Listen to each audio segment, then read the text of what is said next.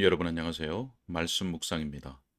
우리는 찰스 스펄전 목사님의 설교를 통해서 마태복음 말씀을 묵상하고 있습니다. 자, 오늘은 마태복음 11장 29절의 말씀을 예수님의 마음이라는 제목으로 설교했던 내용의 마지막 5번째 시간이 되겠습니다. 자, 먼저 본문의 말씀을 읽겠습니다. 나는 마음이 온유하고 겸손하니. 아멘. 자, 우리가 지난 시간에는 예수 그리스도께서는 그 마음이 온유하고 겸손하시기 때문에 주님께 나아가지 못할 이유는 오직 우리의 완고한 마음밖에 없다는 말씀을 들었습니다. 주님의 그 마음이 온유하고 겸손하다는 이 말씀보다 더 우리를 격려하는 말씀이 없다라고 하는 내용이었습니다. 자, 오늘은 계속되는 말씀 마지막 시간으로 읽고 묵상하도록 하겠습니다. 자, 두 번째 권면은 순종하라는 것입니다.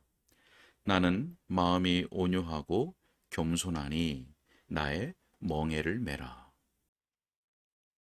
자, 그리스도인들이요. 이것은 바로 여러분을 위한 것입니다. 그리스도께 순종하십시오. 그분은 결코 폭군적 상전이 아니시기 때문입니다. 겸손하고 온유한 사람을 섬기는 것은 매우 쉽습니다. 너무나 오만하여서 여러분에게 말조차 걸지 않는 사람에게 계속 고용을 당한다는 것은 매우 어려운 일입니다. 그 사람의 명령은 무자비하고 명령을 문자 그대로 이행하지 않는다면 맹렬한 말로 여러분을 책망할 것입니다. 그런 완고한 상전에게 종노릇을 한다는 것은 틀림없이 어려운 일일 것입니다.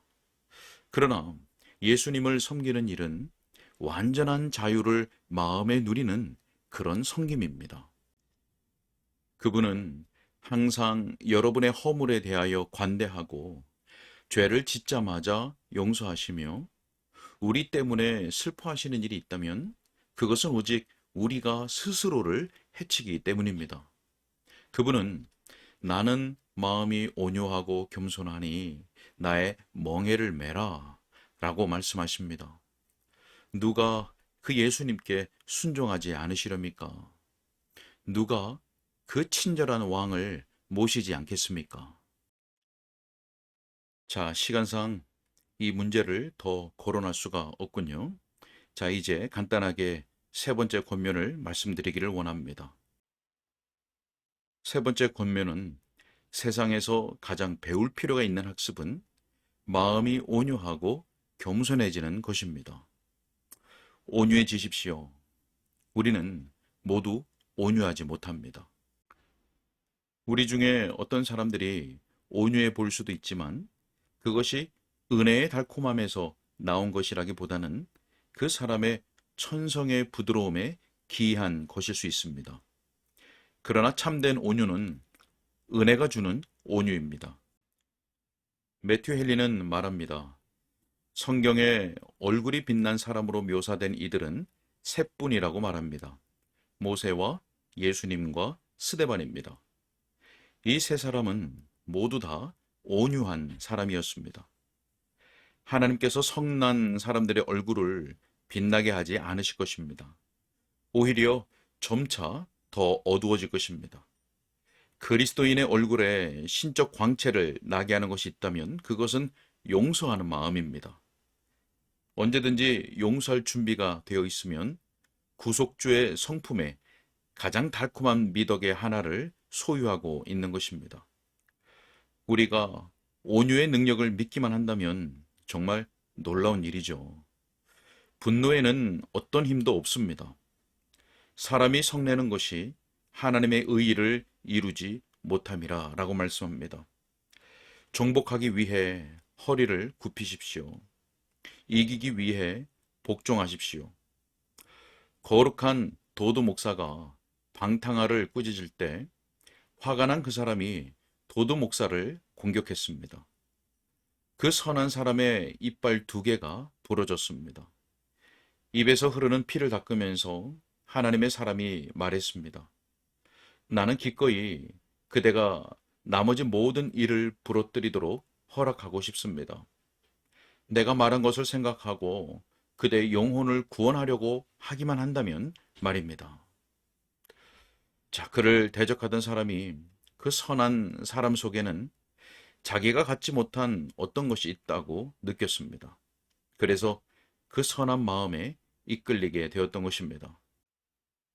온유만큼 이기는 것이 없습니다. 물론 그 온유는 꾸민 것이 아닙니다. 세상 모든 것 가운데 가장 신사적인 것입니다. 신물나고 구역질 나는 일은 자신이 잘못을 저질러 놓고는 자신을 나무라는 사람을 용서하는 척 하는 것입니다. 응당 책망을 받아야 할 자리에 있으면서 온유를 보이며 경건한 채 하는 것은 혐오할 만한 일이죠. 하나님께서 우리에게 은혜를 베푸시어 분노감을 제거하여서 화평을 얻게 하시길 원합니다. 왜냐하면 온유함으로써만 영혼의 평안을 얻을 수 있을 것이기 때문입니다. 마음에 분이 나고 맹렬한 상태에 있으며 사소한 모든 잘못에 대하여 분개할 준비가 되어 있는 동안에는 결코 평안할 수 없습니다. 자, 또 다른 말씀은 마음이 겸손하니라는 말씀입니다. 자, 그리스도인들이 그리스도께 배워야 할 것 중 하나가 바로 이것입니다. 아우구스티누스는 믿음의 가장 본질적인 것이 무엇이냐는 질문을 받았습니다. 저는 아우구스티누스의 대답에 전적으로 찬동하는 것은 아니지만 그 대답에 많은 진리가 있습니다. 첫 번째 진수가 되는 것은 겸손이고 두 번째도 겸손, 세 번째도 겸손입니다. 자, 그 본질보다 더한 것이 있습니다. 그러나 완벽한 그리스도인의 성품 중에서 가장 희귀한 것에도 속하고 아울러 가장 보배로운 진주들 가운데 하나라 할 수 있는 것이 바로 겸손입니다. 현명한 노인인 세커 목사가 이렇게 말했습니다. 가장 겸손한 그리스도인이 가장 사랑스러운 그리스도인이다. 자, 여러분, 아무것도 실지 않은 빈 배는 물결에 따라 높이 출렁거립니다. 그러나 템스강을 따라 밑으로 내려가 보면 빈 배가 어떤 모습인지 분명하게 볼 수 있습니다. 텅 빈 돛배는 돛을 달고 보기에 아주 멋진 모습을 연출해냅니다. 그 배가 모든 사람에게 이렇게 말하기 위해서 그렇게 물 가운데서 버젓이 서 있는 것 같습니다. 나를 보라, 내가 얼마나 키 큰 자인가. 자, 그러나 그 배에 물건을 가득 실어 갑판에 화물이 가득 차게 되면 그 무거운 짐이 배를 내리눌러 시야에서 아주 낮아집니다. 물속에 배 외관이 거의 대부분 사라집니다. 자, 충만한 사람은 겸손한 사람이요. 거만한 사람은 텅 빈 사람입니다. 자만심은 연약을 뜻합니다. 마음의 겸손은 능력입니다. 제가 보여드린 것처럼 예수 그리스도께서는 강하시면서 온유하셨고 위대하시면서도 겸손하셨습니다. 우리가 예수님으로부터 바로 그 교훈을 배워서 마음이 온유하고 겸손해질 수 있게 하시기를 원합니다. 자, 이렇게 해서 저는 복음을 죄인에게 설교하였고 죄인에게 와서 안식을 얻으라고 명하였습니다. 성도에게는 그리스도를 설교하였고 우리 주님의 성품을 본받음으로 더 큰 안식을 얻으라고 명하였습니다.